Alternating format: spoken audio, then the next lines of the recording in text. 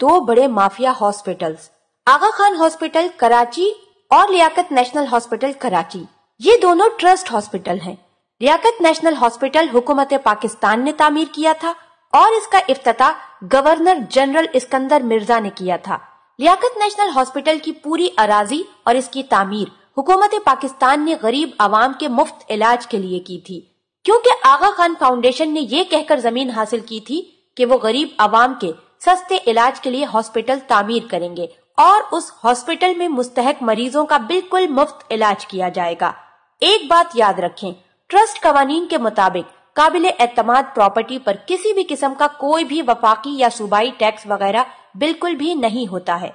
आगा Khan hospital और Liaquat national hospital दोनों income tax के अलावा कोई भी टैक्स नहीं देते। लियाकत नेशनल हॉस्पिटल जो खालिसतन वफाकी सरकारी हॉस्पिटल था, जिस पर जालसाजी के जरिए कुछ कारोबारी ग्रुपों ने कब्जा कर लिया और जालसाजी के जरिए सरकारी एतमाद को ट्रस्ट औलाद में तब्दील कर चुके हैं। इस तरह आगा खान हॉस्पिटल ने हुकूमत पाकिस्तान के साथ जालसाजी का इर्तकाब किया। जब आगा खान फाउंडेशन को ये जमीन बिल्कुल मुफ्त दी गई थी, उस वक्त इस जमीन की कीमत करोड़ों रुपए थी।